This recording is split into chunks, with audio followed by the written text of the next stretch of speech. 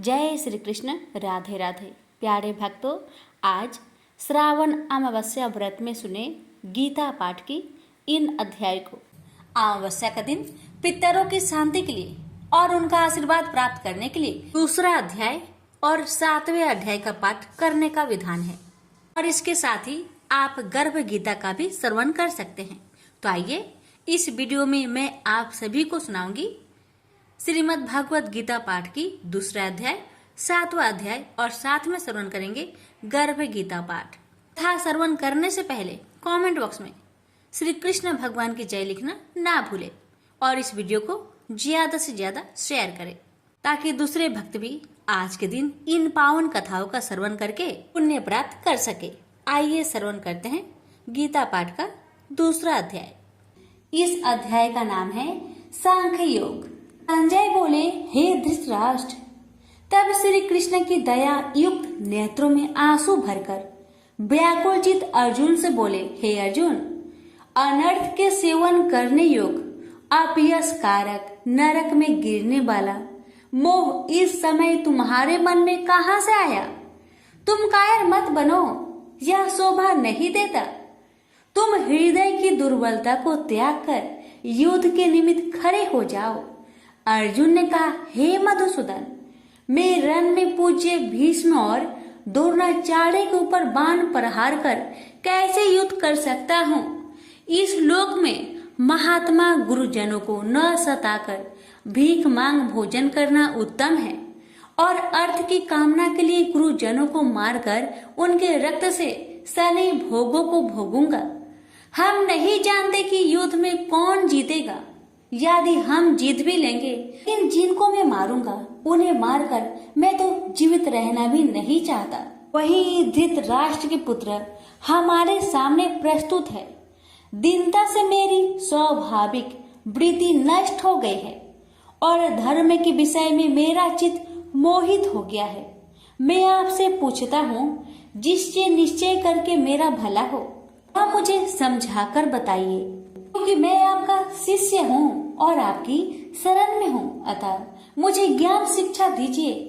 मुझे पृथ्वी का निष्कंटक राज्य मिल जाए और देवता का भी आधिपत्य मिल जाए, तो भी ऐसा कोई उपाय नहीं दिखता कि जो मेरी इंद्रियों को दुखाने वाले शोक को दूर करे। हे गोविंद, मैं युद्ध नहीं करूंगा। यह कहकर अर्जुन चुप हो गए। संजय बोले, हे राजन, दोनों सेनाओं के बीच में खिन्न होकर बैठे अर्जुन से भगवान श्री कृष्ण ने ये वचन कहे, हे अर्जुन, जिसके लिए शोक नहीं करना चाहिए तू उसके लिए शोक करता है और पंडितों के वचन तू कहता है। तो पंडित लोग न मरो का सोच करते हैं और न जीवितों का सोच करते हैं। यह बात असंभव है कि मैं पहले न था, तुम भी न थे और यह राजा भी न थे और इसके बाद भी न रहेंगे।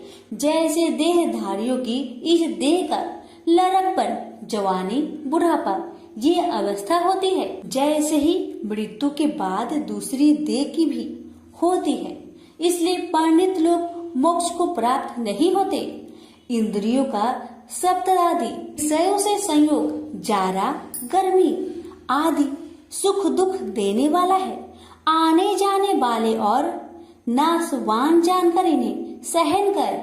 हे नर श्रेष्ठ, सुख दुख को समान मानने वाले जिन वीर पुरुष को यह ब्रह्म पदार्थ कलेश नहीं देते, वह मोक्ष पाने के अधिकारी है। असत का तो अस्तित्व नहीं है और सम का अभाव नहीं है। इस अविनाशी, अचित्य और नित्य जीवात्मा के ये सब शरीर नाशवन है। अतएव हे भारत, तुम युद्ध करो। जो पुरुष इस आत्मा को मारने वाला तथा जो मरने वाला मानते हैं, वे दोनों ही ज्ञानी नहीं है, क्योंकि यह आत्मा न मारती है न मरती है। आत्मा न कभी जन्मती है न मृत्यु को प्राप्त होती है, न कभी जन्मी थी न कभी मरेगी। यह अजनबी, नित्य, कभी न घटने बढ़ने वाली और सनातन है। नष्ट होने पर भी वह नाश को प्राप्त नहीं होती। जो पुरुष इस आत्मा को नित्य अविनाशी, निर्विकार और अनजन्मा जानता है, वह जिसको घात करवेगा और जिसको मारेगा, जिस प्रकार मनुष्य पुराने वस्त्र फेंक कर नया वस्त्र ग्रहण करता है, उसी प्रकार आत्मा पुराने देह को छोड़कर नई देह धारण करती है।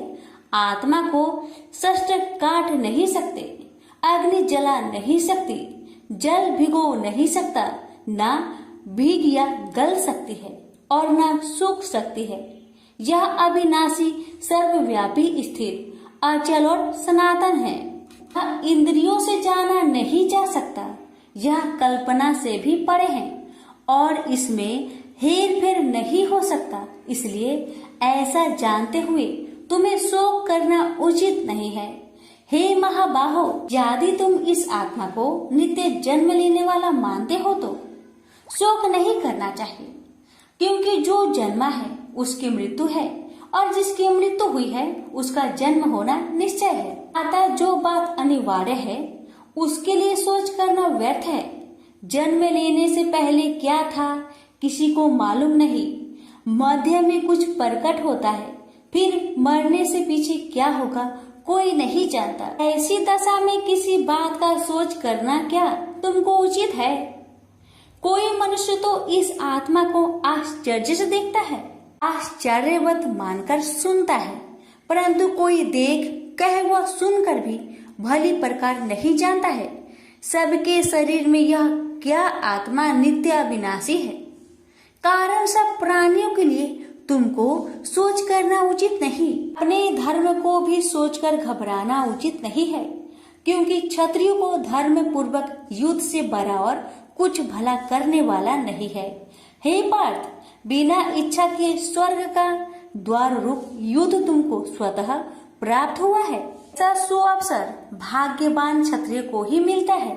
यदि तुम अपने धर्म के अनुसार इस संग्राम को न करोगे तो अपना धर्म और बड़ाई खो बैठोगे और पाप को प्राप्त होगे। सब लोग सदा तुम्हारी अपकीर्ति करेंगे और प्रतिष्ठा वाले पुरुषों के लिए आप यश का होना मृत्यु से भी बढ़कर है। ये महारथी लोग समझेंगे कि अर्जुन डरकर संग्राम से हट गया, और अब तक जो लोग तुम्हारे पराक्रम की प्रशंसा करते हैं वही अनेक तरह के दुर्वचन कहेंगे। इससे बढ़कर दुख तुमको क्या हो सकता है? यदि युद्ध में नष्ट हो गए तो स्वर्ग के भागी होगे, जीतने पर पृथ्वी के तल पर राज्य करोगे। इसलिए युद्ध के निमित्त दृढ़ प्रतिज्ञा होकर खड़े हो जाओ। सुख दुख, लाभ हानि, जय पराजय, इन सब को समान समझकर युद्ध के लिए तैयार हो जाओ। ऐसा करने से तुम पाप को प्राप्त नहीं होगे। हे पार्थ, यह ज्ञान उपदेश ज्ञान योग के विषय में तुझसे कहा गया है। अब निष्काम कर्म योग के विषय में सुनो। जिस ज्ञान को पाकर कर्म बंधन से तेरी मुक्ति होगी। कर्म योग मार्ग में एक बार प्रारंभ किए कर्म का नाश नहीं होता और विघ्न पड़ने पर भी शुभ फल तथा इस कर्म का केवल प्रारंभ ही संसार से छुड़ाकर पूर्व ब्रह्म प्राप्त करता है। निश्चय करने वाली बुद्धि इस निष्काम कर्म में एक ही है और कामना वाले पुरुष की बुद्धि एकाग्र नहीं रहती। हे अर्जुन, अज्ञानी उस पुष्पिता वाणी को ही स्वर्ग सुख से बढ़कर कुछ नहीं समझते। स्वर्ग सुख को ही जो उत्तम पुरुषार्थ समझते हैं, उनको कामनाओं से चित्त व्याकुल होने के कारण निश्चयात्मक बुद्धि से मोक्ष साधना उत्पन्न होती है। कारण कि उनका चित्त भोग आदि में सदैव निमग्न रहता है।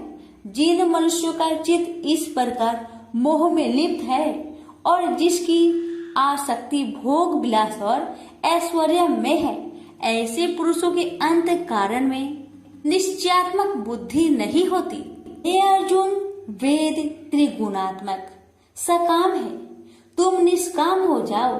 सुख दुख को समान जानकर नित्य क्षेम आदि स्वार्थों में ना पड़कर धीरजवान और आत्मनिष्ठ हो।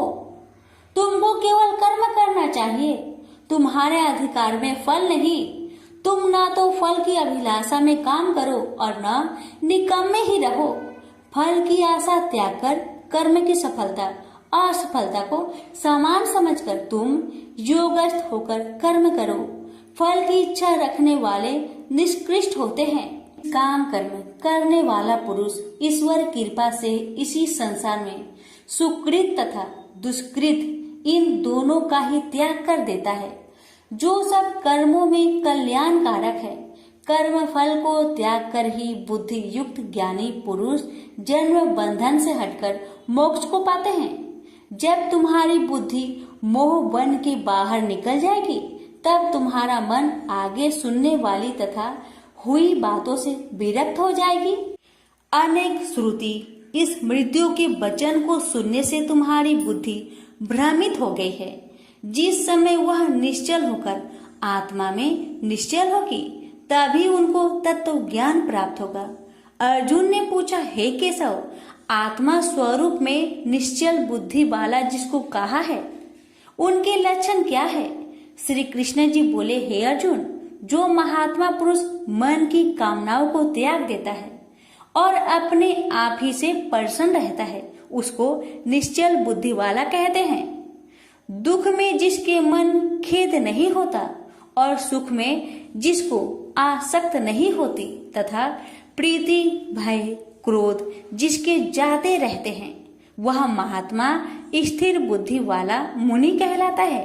जो सर्वत्र स्नेह करना है, जो शुभ पदार्थ होने पर हर्ष नहीं करता, अशुभ से अप्रसन्न नहीं होता, उसी को स्थिर बुद्धि जानना चाहिए। और कछुआ जैसे अपने अंगों को सिकुड़ लेता है, उसी तरह जो पुरुष अपनी इंद्रियों को विषय से हटाता है, उनकी बुद्धि स्थिर जाननी चाहिए। हे अर्जुन, मोक्ष प्रयत्न करने वाले विद्वान व्यक्ति को भी प्रबल इंद्रिया बलात् उसके मन को जीत लेती है।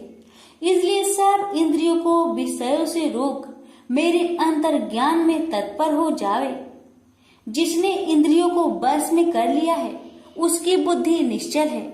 जो पुरुष विषयों के ध्यान में रहता है, उसमें उसकी प्राप्ति हो जाती है। प्राप्ति होने से कामना होती है, इच्छा के पूर्ण न होने से क्रोध से अविवेक होता है, अविवेक से स्मरण शक्ति नष्ट हो जाती है, स्मरण शक्ति के नष्ट होने से बुद्धि क्षय हो जाती है। जिसकी बुद्धि का नाश हुआ, वह विनाश को प्राप्त होता है। जो पुरुष राग देश से रहित होकर इंद्रियों के विषय सुख का अनुभव करता है और अपने मन को बस में रखता है, वह शांति को प्राप्त होता है। शांति मिलने पर सब दुखों का नाश होता है। प्रसन्न चित्त वाले की बुद्धि तुरंत निश्चल हो जाती है। वो पुरुष योग युक्त नहीं है, उनको निश्चल बुद्धि उत्पन्न नहीं होती। भावना के न होने से शांति प्राप्त नहीं होती। शांत को सुख कहाँ से मिलेगा? इस कारण हे महाबाहो, जिसने इंद्रियों को विषय से सर्वथा रोक रखा है, उसी की बुद्धि स्थिर है। जब सब प्राणियों की रात होती है, उसमें संयमी जागता रहता है और प्राणी मात्र जिस समय जागते हैं, मुनि जनों की वह रात्रि है।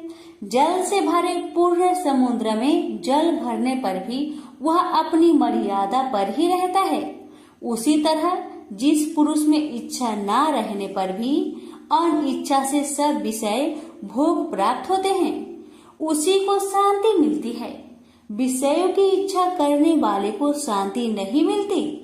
जो पुरुष सब कामनाओं को छोड़कर इच्छा रहित होकर विचरता है, ममता अहंकार जिसमें नहीं है, वही शांति को प्राप्त होता है। हे पार्थ, ब्रह्मी स्थिति यही है। ऐसी स्थिति मिल जाने पर प्राणी फिर मोह में नहीं फंसता और अंत समय में निर्वाण ब्रह्म पद को प्राप्त होता है। प्रेम से बोलिए श्री कृष्ण भगवान की जय। पर श्रीमद् भगवत गीता पाठ का दूसरा अध्याय समाप्त हुआ। अब सुनेंगे दूसरे अध्याय का महात्म्य। श्री नारायण जी बोले, हे लक्ष्मी, दक्षिण देश में एक पूर्ण नाम नगर था। वहाँ एक देव सुशर्मा बड़ा धनवान रहता था। उसे साधु सेवा करते हुए 7 दिन बीते थे। तब एक बाल नाम ब्रह्मचारी आया। उसकी बहुत सेवा की और विनय से कहा, हे संत, कृपा कर मुझे श्री नारायण जी के पाने का ज्ञान उपदेश दीजिए। तब वह ब्रह्मचारी बोला, मैं तुझे गीता जी के दूसरे अध्याय का पाठ सुनाता हूँ, श्रवण कर। एक आइली वन में बकरियां चरा रहा था। वहां मैं भजन किया करता था। एक दिन रात को आइली अपनी सभी बकरियों को लेकर घर के रास्ता में चल रहा था कि मार्ग में एक सिंह बैठा मिला उसे। एक बकरी सबसे आगे अपनी ओर चली आती देखकर शेर वहां से भाग गया। तब आइली यह देखकर बहुत हैरान हुआ और मैं भी वहां पर खड़ा हुआ था। उस चौराहे ने मुझे देखकर कहा, मैंने यह आश्चर्य देखा कि बकरी को देखकर शेर भाग गया। ये कैसे हुआ? तुम तो त्रिकाल के हो, यह वृत्तांत मुझे सुनाओ, तुम सब कुछ जानते हो। तब संत ने कहा, हे आइली, मैं तुझे एक छिपकली वार्ता सुनाता हूँ। यह बकरी पिछले जन्म में डायन थी। जब इसका पति मर गया तब यह बड़ी डायन हुई। इस सुंदर लड़के को देखे उसी को खा लेती थी। और शेर पिछले जन्म में फंदक था। वह पंछी को पकड़ने के लिए वन में जाया करता था। ये डायन भी वही वन को गई। वहाँ डायन ने उस फंदक को खा लिया था। अब वही फंदक शेर हुआ। वह डायन बकरी बनी है। शेर को पिछले जन्म की खबर है, इसलिए बकरी को देखकर शेर ने समझा कि अभी यह मुझे खाने के लिए आ रही है। तब आइली ने कहा, मैं पिछले जन्म में कौन था? तब संत बोला, तू पिछले जन्म में चांडाल था। आइली ने कहा, हे ब्रह्मचारी जी, कोई उपाय भी है जिससे हम तीनों ही इस अधम देश से छूटे? तब संत जी बोले, हम तुम तीनों का उद्धार करते हैं। ये कहकर संत जी ने जब गीता जी के अक्षर सुनाए तो उनको सुनते ही तुरंत आकाश से विमान आए और उन तीनों को विमानों में बैठाकर वैकुंठ लोक को ले गए। अधम देह से छूटकर देव देही पाई और देव सुशर्मा भी ज्ञान को सुन मोक्ष को प्राप्त हुआ और देव देही पाकर वैकुंठ को गया। तब श्री नारायण जी ने कहा, हे लक्ष्मी जी, जो मनुष्य श्री नारायण जी के ज्ञान को पढ़े सुने वह अवश्य मुक्ति को प्राप्त होता है। प्रेम से बोलिए लक्ष्मी नारायण की जय। यहीं पर हमारी गीता पाठ का दूसरा अध्याय का महात्म्य समाप्त हुआ। श्री कृष्ण भगवान बोले, हे पार्थ, जो मुझ में मन लगाकर मेरे में ही आश्रय लेकर योगा अभ्यास करते हुए मेरे स्वरूप का संचय रहित पूर्ण ज्ञान प्राप्त होगा, सो सुनो, विज्ञान के सहित वह पूर्ण ज्ञान में तुम्हें सुनाता हूँ, जिसके जानने से तुमको इस लोक में और कुछ जानना शेष न रहेगा।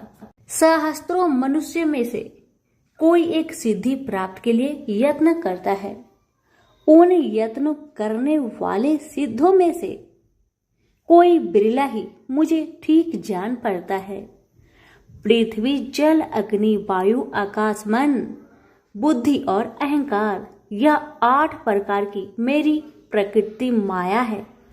इस प्रकृति को अपरा अचेतन अर्थात जड़ कहते हैं। और हे महाबाहो, इससे दूसरी प्रकृति चेतन है, जिसने संपूर्ण जगत धारण किया है। इन्हीं प्रकृतियों से सब प्राणी मात्र उत्पन्न होते हैं। ऐसा जानो, यह प्रकृतियां हमसे ही उत्पन्न हुई है। इस तरह सब जगत की उत्पत्ति और प्रलय का कारण मैं ही हूँ। हे धनंजय, जिस प्रकार धागे में मणि पिराई जाती है, उसी भांति यह सब संसार मुझसे परे और कुछ भी नहीं। हे कुंती पुत्र, जल में रस में मैं ही हूँ। चंद्रमा और सूर्य में प्रकाश में मैं ही हूँ। सब वेदों का सार मैं ही हूँ। आकाश में शब्द तथा पुरुष में पौरुष मैं ही हूँ। हे अर्जुन, पृथ्वी में सुगंध तथा अग्नि में तेज रूप मैं ही हूँ। सब प्राणियों में जीवन और तपस्वियों का तप मैं ही हूँ। हे पार्थ, समस्त प्राणियों में सनातन बीज रूप मुझको ही जानना। बुद्धिमानों में बुद्धि स्वरूप और तेजस्वियों में तेज मैं ही हूँ। हे अर्जुन, काम और रोग रहित बलवान पुरुषों में धर्म के विरुद्ध न जानने वाला कर्म मैं ही हूँ। जितने भी स्वास्तिक राजस तामस पदार्थ है वे सब मुझसे ही उत्पन्न हैं, परंतु उनमें मैं नहीं रहता। ये सब मुझ में है। सत्व रज तम इन तीनों गुणों के प्रभाव से यह सारा जगत मोहित हो रहा है। इस कारण यह मेरी गुणमयी और दिव्यमयी माया अति दुस्तर है। जो मुझको अनन्य भाव से भजते हैं वे इस माया को पार कर जाते हैं। हे भारत श्रेष्ठ अर्जुन, 4 प्रकार के जीव मुझको भजते हैं। दुखिया, जिज्ञासु, ऐश्वर्य की कामना करने वाले और ज्ञानी, जिनमें मुझे सदा एकाग्रचित और केवल मेरी भक्ति करने वाले, और ज्ञानी जिनमें मुझे सदा एकाग्रचित और केवल मेरी भक्ति करने वाले ज्ञानी पुरुष श्रेष्ठ है, क्योंकि मैं ज्ञानी को अत्यंत प्रिय हूँ और वह मुझको प्रिय है। यद्यपि ये सभी भक्त श्रेष्ठ है, तथापि ज्ञानी तो मेरी आत्मा ही है, क्योंकि वह मुझ में ही मन लगाकर मुझको ही सर्वोत्तम गति मान मेरा ही आश्रय ग्रहण करता है। वह ज्ञानी अनेक जन्मों के बाद मुझे पा लेता है। ऐसा महात्मा अति दुर्लभ है जो सब जगत को वासुदेवमय समझे। हे अर्जुन, जो भक्त श्रद्धा पूर्वक जिस जिस देवता का पूजन करना चाहते हैं उन पुरुषों की उस श्रद्धा को मैं ऋण कर देता हूँ। यह उस श्रद्धा से मुक्त होकर उस देवता की आराधना करता है, फिर उसको मेरे ही रचे हुए काम का फल प्राप्त होते हैं। परंतु उन अल्प बुद्धि वालों का फल नाशवान है। देवताओं की आराधना करने वाले देवताओं को मिलते हैं और अव्यय, अविनाशी, अच्युत्यम स्वरूप को न जानकर मंद बुद्धि लोग मुझे अव्यक्त को व्यक्त मानते हैं। मैं योग माया से आच्छादित होने के कारण सबको नहीं दिखता। उसी से मूर्ख लोग अनादि तथा अविनाशी मुझको नहीं जानते। हे अर्जुन, मैं भूत भविष्य और वर्तमान के सभी प्राणियों को ही जानता हूँ, पर मुझे कोई भी नहीं जानता। हे भारत, हे परम तप, इच्छा और देश से उत्पन्न होने वाले सुख दुख आदि धंधों के मोह से जगत के सभी प्राणी भ्रम में फंस जाते हैं। जिन पुण्य आत्माओं के पाप नष्ट हो गए हैं वह पुरुष दृढ़ मोह से छूटकर दृढ़ निश्चय करके मेरी भक्ति करते हैं, जो आश्रय लेकर जीवन मरण से दूर करने के अर्थ प्रयत्न करते हैं। वे पुरुष ब्रह्मा आत्मज्ञान अपने चित्त को निश्चल रखकर उसका संगम करता है और अंत कारण की समाधि लगाता है। जिस अवस्था में योग अभ्यास के कारण चित्त का वेग रुक रुक कर विषयों से पृथक होने लगता है और जब शुद्ध अंतःकरण से आत्मा को देखकर आत्मा में ही संतुष्ट होता है, जिस अवस्था में वह अत्यंत सुख जो इंद्रियों द्वारा जाना नहीं जा सकता वरन केवल बुद्धि से ही जाना जाता है, और जब वह योगी अनुभव करता है तब आत्मा स्वरूप में स्थिर हो उससे विचलित नहीं होता।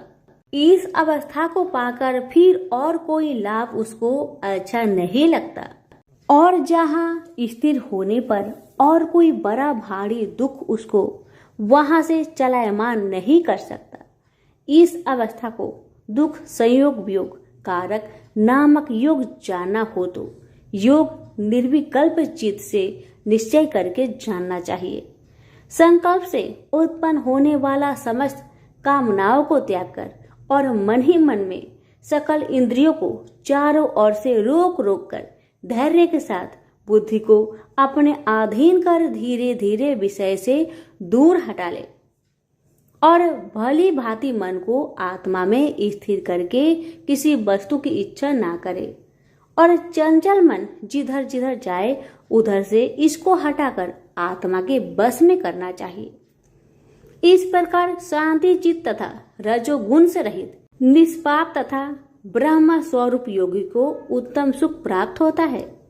इस रीति से निरंतर योगाभ्यास करने वाला योगी समस्त पापों से छूटकर सहज ही उस परम सुख को पा लेता है जो ब्रह्म के संयोग से प्राप्त होता है। जिसका मन योग में स्थिर हो गया है उसकी दृष्टि भी सर्वत्र समान हो जाती है और वह सब प्राणियों में अपने को और अपने में सब प्राणियों को देखता है। जो सब प्राणियों में मुझको और मुझ में सब प्राणियों को देखता है। मैं उससे अलग नहीं रहता और मुझसे वह अलग नहीं रहता। जो अभेद भाव से रहता है सब प्राणियों में स्थिर हो मेरा मनन करता है, वह योगी चाहे जिस अवस्था में रहे मुझ में मिल जाता है। हे अर्जुन, जो समस्त प्राणियों के दुख सुख के समान समझता है और सबको समान देखता है वही श्रेष्ठ योगी है। अर्जुन बोले, हे मधुसूदन, आपने जो योग बताया कि सबको अपने ही समान देखे, सो मन के चंचल होने के कारण मैं उसको अपने में दृढ़ स्थिर नहीं देखता हूँ। हे श्री कृष्ण, यह चंचल मन बड़ा ही हठी पराक्रमी और दृढ़ है। इसको अपने अधीन रखना तो मुझे वायु को बांध रखने के समान ही प्रतीत होता है। श्री कृष्ण भगवान ने कहा, हे महाबाहो, इसमें संदेह कि मन अति चंचल है। तो भी हे कुंती पुत्र, अभ्यास और वैराग्य से इसे बस में किया जा सकता है। जिसका मन बस में नहीं उसको योग अति दुर्लभ है। अर्जुन ने कहा, हे श्री कृष्ण, जिसमें श्रद्धा तो है पर योग प्राप्त करने में सफल नहीं हुआ है और जिसका चित्त योग से विचलित हो गया है, वह योग सिद्धि न पाने से किस गति को प्राप्त होता है? श्री कृष्ण बोले, हे अर्जुन, उसका यहाँ नाश नहीं होगा पर परलोक में भी नहीं होगा, क्योंकि उत्तम कर्म करने वाले किसी मनुष्य की दुर्गति नहीं होती। वह योग में असफल मनुष्य बहुत दिनों तक पुण्यवानों को प्राप्त होने वाले लोकों में वास करता है और फिर वहां से किसी पवित्र और धनवान मनुष्य घर में आकर जन्म लेता है। इस प्रकार का जन्म पाना भी इस लोक में बड़ा दुर्लभ है। हे कुरुनंदन, यह योगियों के बस में जन्म लेकर पूर्व जन्म की बुद्धि संस्कार अर्थात आत्मज्ञान को पाता है और उससे अधिक सिद्धि के लिए यत्न करता हूँ। पूर्व जन्म में किए योग अभ्यास के बल में अनेक विघ्नों को पड़ने पर भी यह मोक्ष को प्राप्त होता है। योग की केवल इच्छा ही हो तो पुरुष शब्द ब्रह्म के परे जा पहुंचता है। जो बड़े परिश्रम और यत्न से योग अभ्यास करता है वह पापों से छूट मोक्ष को पाता है। बड़े तपस्वियों से योगी श्रेष्ठ है। जो शुद्ध होकर अनेक जन्मों में परिश्रम करके सफल होता है और ज्ञानियों से भी योगी श्रेष्ठ है। इसलिए हे अर्जुन, तुम योगी बनो। केवल मुझ में ही मन लगाकर योग प्राप्ति के लिए जो मेरा भजन करता है उसको समस्त योगियों के मध्य से मैंने अत्यंत श्रेष्ठ माना है। प्रेम से बोलिए श्री कृष्ण भगवान की जय। आप सुनिए श्रीमद् भगवत गीता पाठ अध्याय 7 की महात्म्य। भगवान शिव कहते हैं, हे पार्वती, अब मैं 7वें अध्याय का महात्म्य बतलाता हूँ, जिसे सुनकर कानों में अमृत राशि भर जाती है। पाटलिपुत्र नामक एक दुर्गम नगर है जिसका गोपुर बहुत ही ऊंचा है। उस नगर में शंकुकर्ण नामक एक ब्राह्मण रहता था। उसने वैश्यावृत्ति का आश्रय लेकर बहुत धन कमाया, किंतु ना तो कभी पितरों का तर्पण किया और न देवताओं का पूजन ही। वह धनोपार्जन में तत्पर होकर राजाओं को ही भोज दिया करता था। एक समय की बात है, उस ब्राह्मण ने अपना चौथा विवाह करने के लिए पुत्र और बंधुओं के साथ यात्रा की। मार्ग में आधी रात के समय जब वह सो रहा था, तब एक सर्प ने कहीं से आकर उसकी बाह में काट लिया। उसके काटते ही ऐसी अवस्था हो गई कि मणि, मंत्र और औषधि आदि से भी उसके शरीर की रक्षा असाध्य जान पड़ी। तत्पश्चात कुछ ही क्षणों में उसके प्राण पेखरू उड़ गए। वह प्रेत बना। फिर बहुत समय के बाद वह प्रेत सर्प योनि में उत्पन्न हुआ। उसका बीत धन की वासना में बंधा था। उसने पूर्व वृत्तांत को स्मरण करके सोचा, मैंने घर के बाहर करोड़ों की संख्या में अपना जो धन गार रखा है, उससे इन पुत्रों को वंचित करके स्वयं ही उसकी रक्षा करूंगा। सांप की योनि से पीड़ित होकर पिता ने एक दिव्य सपना में अपने पुत्र के समक्ष आकर अपना मनोभाव बताया। तब उसके पुत्र ने सवेरे उठकर बड़े विस्मय के साथ एक दूसरे से सपने की बातें कही। उनमें से झंझला पुत्र कुदाल हाथ में लिए घर से निकला और जहां उसके पिता सर्प योनि धारण करके रहते थे उस स्थान पर गया। यद्यपि उसे धन के स्थान पर ठीक ठीक पता नहीं था, तो भी उसने जीहो से उसका ठीक निश्चय कर लिया और लोभ बुद्धि से वहां पहुंचकर बाबी को खोदना आरंभ किया। तब उस बाबी से बड़ा भयानक सांप प्रकट हुआ और बोला, ओ मूर्ख, तू कौन है?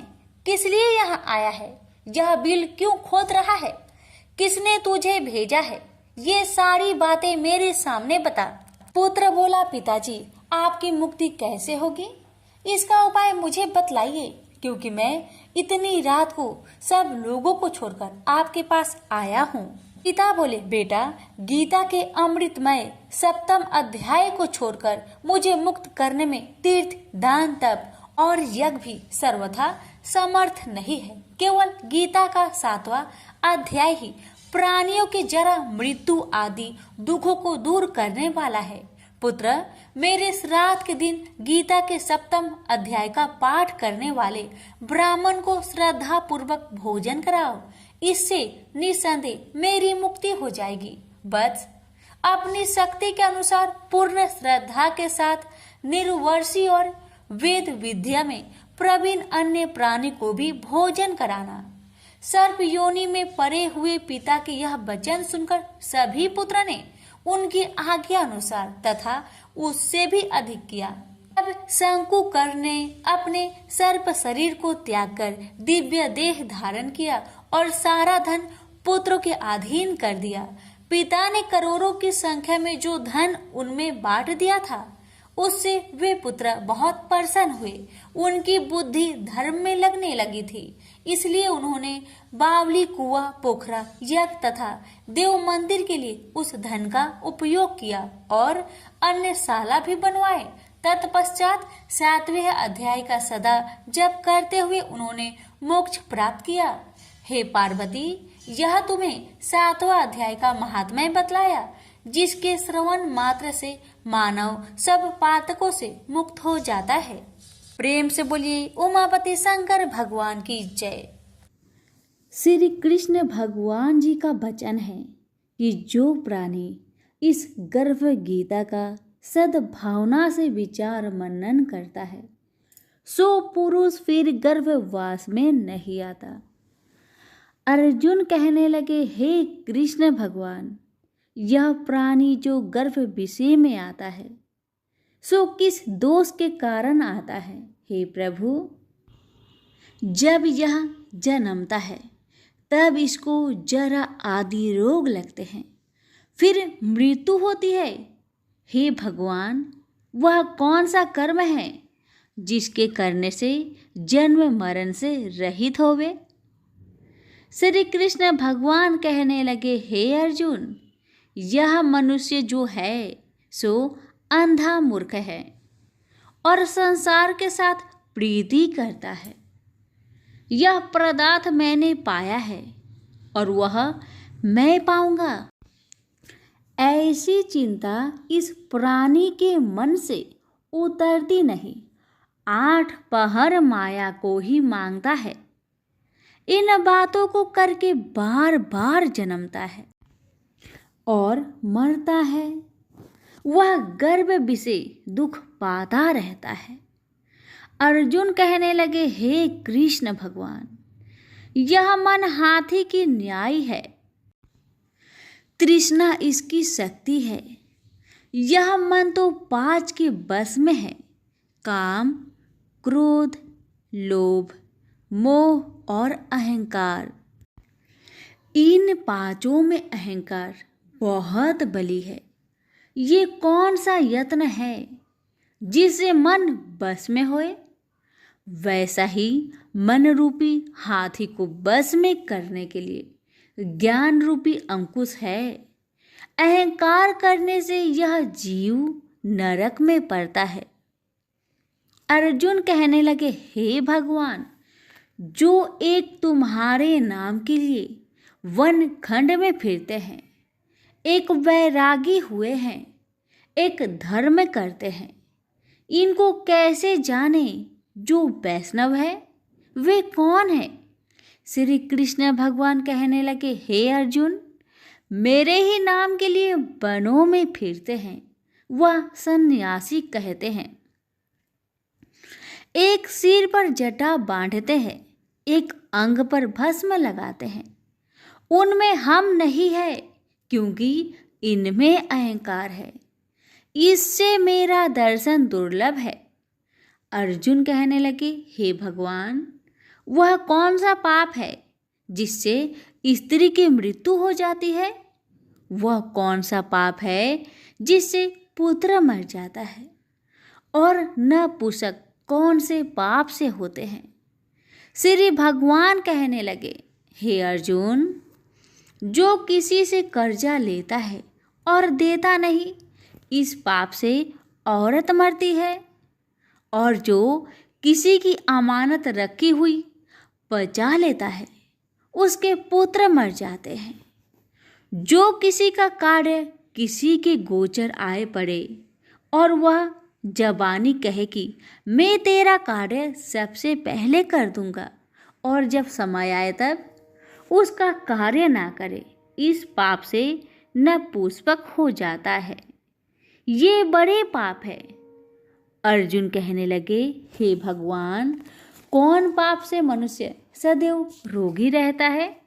किस पाप से गधे का जन्म पाता है, स्त्री का जन्म पाता है, तथा टट्टू का जन्म क्यों कर पाता है?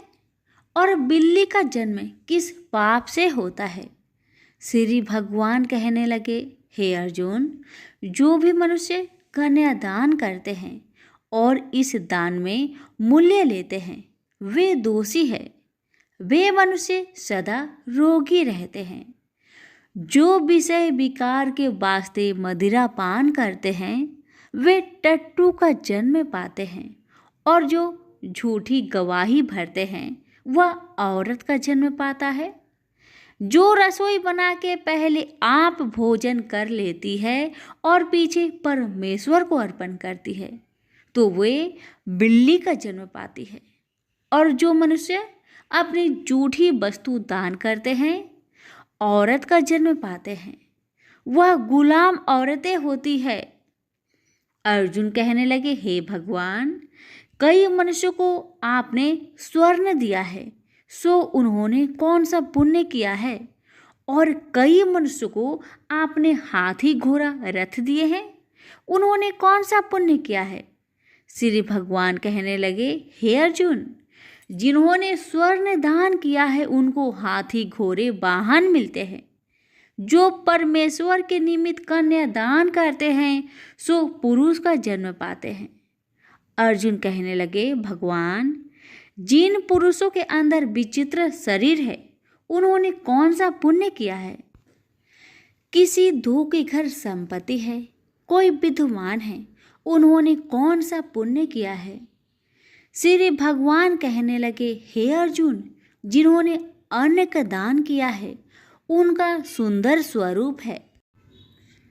जिन्होंने विद्या दान किया है, वह विद्यावान होते हैं। जिन्होंने संतों की सेवा की है, वह पुत्रवान होते हैं। अर्जुन कहने लगे, हे भगवान, किसी को धन से प्रीति है, कोई को स्त्रियों से प्रीति करते हैं। इसका क्या कारण है, समझाकर कहिए।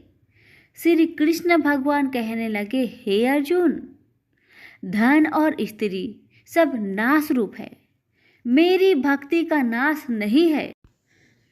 अर्जुन कहने लगे, भगवान, यह राजपाट किस धर्म के करने से मिलता है? विद्या कौन से धर्म करने से मिलती है?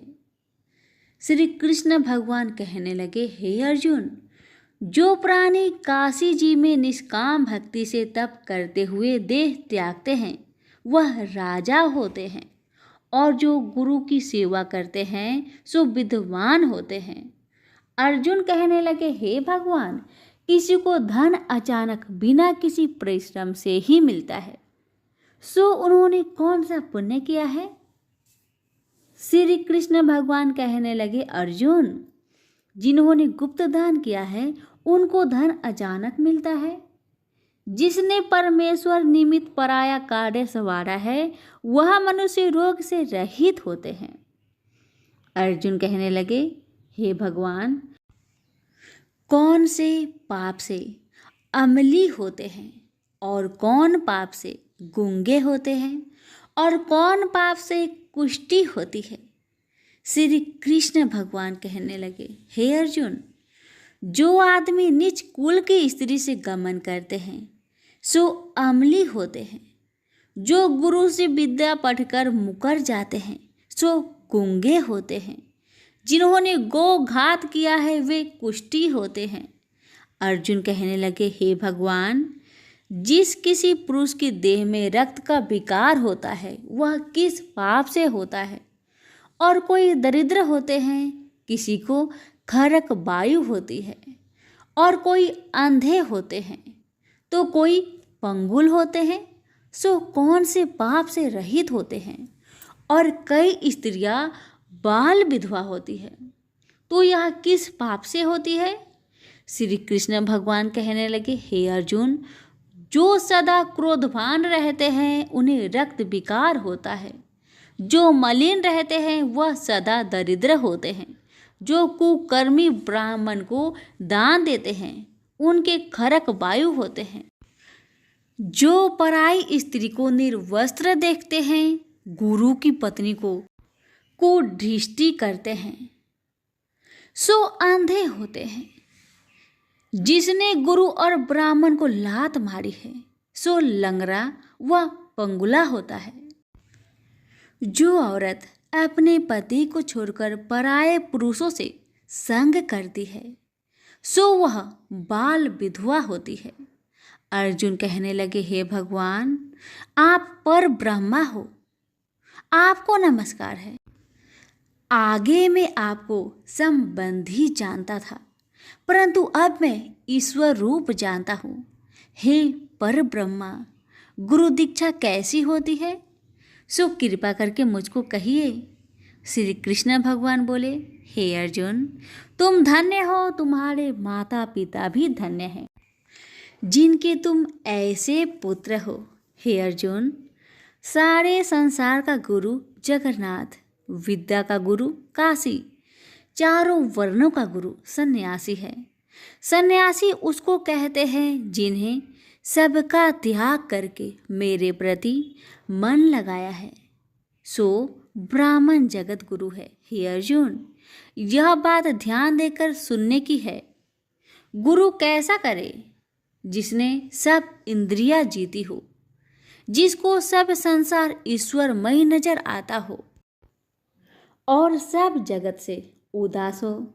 ऐसा गुरु करे जो परमेश्वर को जानने वाला हो और उस गुरु की पूजा सब तरह से करे।